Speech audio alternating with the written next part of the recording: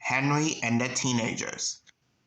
A long time ago on the island of Sodor, right before Diesel, Airy, Bert, Duck, Stanley, Emily, and Rosie came to the island of Sodor, there used to be these troublemaking teenagers who liked to cause trouble to the engines. So for them to do that, they like to put coins on the tracks and watch the engines go past by and ran over the coins. They are like dead meters every time when the fog is coming towards them. And when two engines pass by, like Thomas and James, and when they ran over the coins, sparks flew everywhere.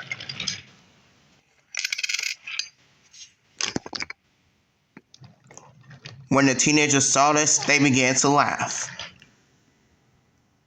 But to the engines, it wasn't funny to them.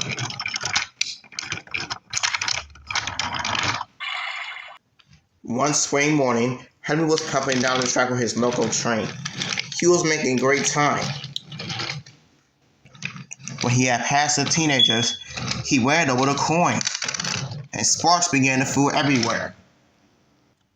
Henry jolted forward as he puffed under Morgan's mind. "What was that?" he said.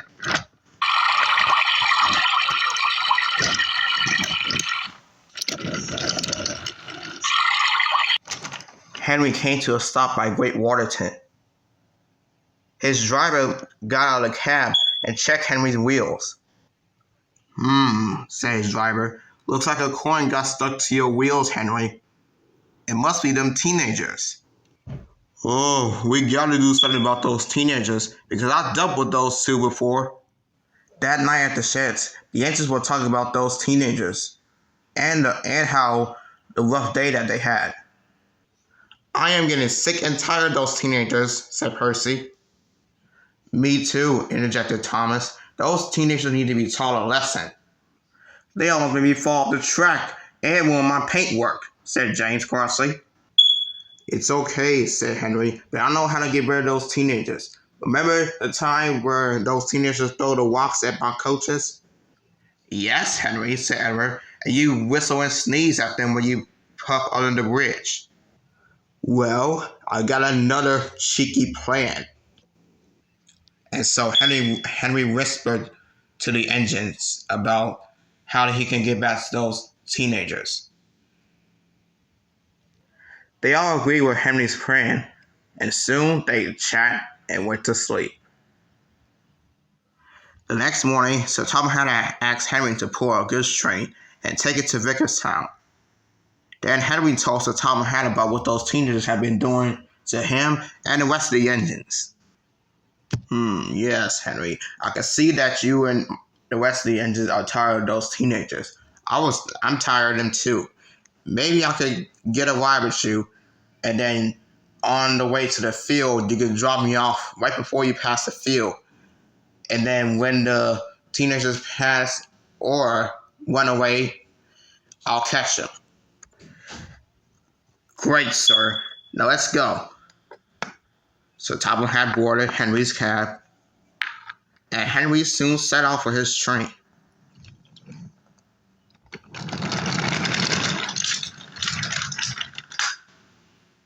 Henry arrived at the field, and he don't see the teenagers at the field. Great, now is our chance. Great, says the top of her. Now I'm gonna go to that corner when those teenagers run past here, and I'll catch him while I'm at it. And you, Henry's driver, can put gun and powder on the tracks where they can put coins, and Henry will run over them, and the teenagers will be disappeared. Great. Let's begin our plan.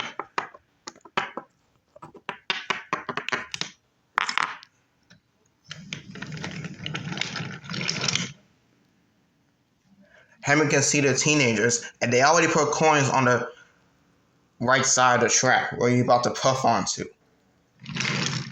And when Henry puffed by them, it happened. Sparks set food under his wheels again. And then suddenly,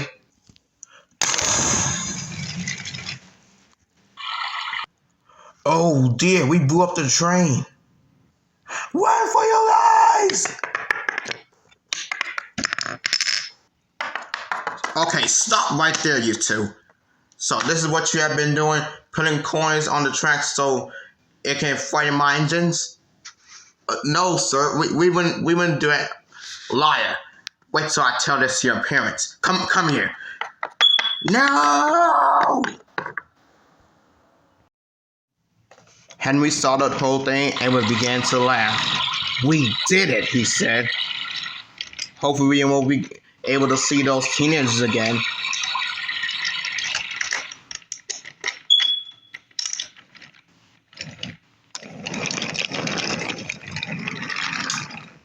And sure enough, Henry was right.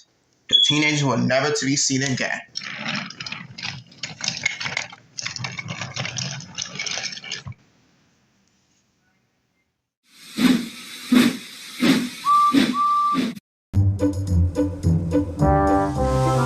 Today, Gordon, Percy, and Toby all have to go over Gordon's Hill.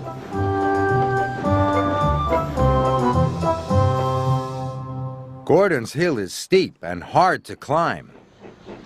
Which of the three engines will be able to do it?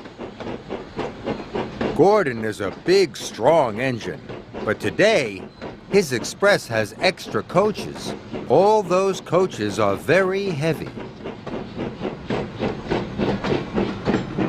Too heavy to get up Gordon's Hill.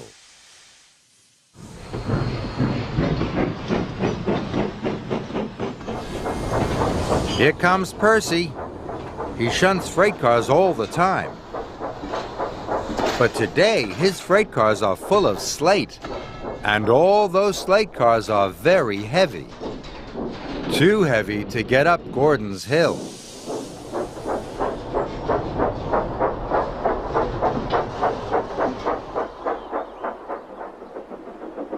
Here comes Toby. Toby is only a small steam tram, but he's not pulling any coaches or shunting any freight cars. Will Toby be able to go over Gordon's Hill?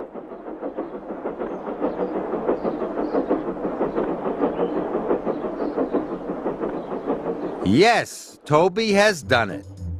Toby didn't have to pull heavy coaches or shunt heavy freight cars. Toby was light enough to go over Gordon's Hill. Well done, Toby.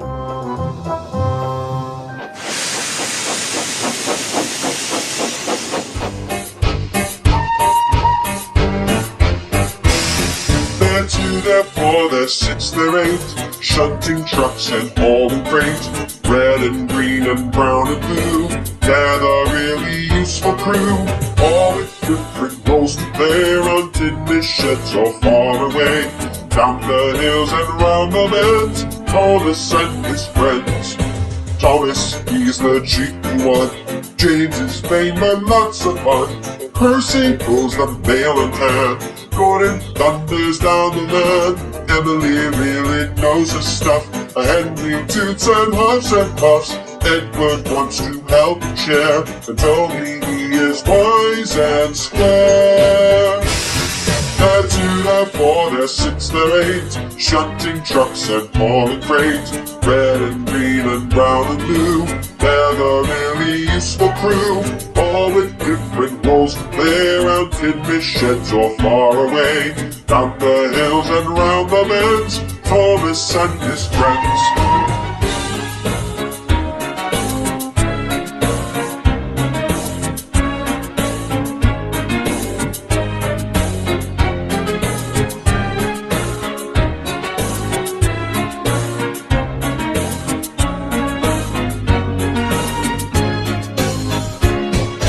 Tommy sees the cheeky one, James has been lots of fun. Percy pulls the mail of town, Gordon thunders down the line. Emily really knows her stuff, Henry toots and Edward puffs. Stanley, he's the new one now. And Toby, he is wise and square. They're 2, they're 4, they're 6, they're 8, shunting trucks and hauling crates. Yellow, green, and orange, blue, they're a really useful crew, and all with different roles to play around in the sheds or far away, and down the hills and round the bends, Thomas and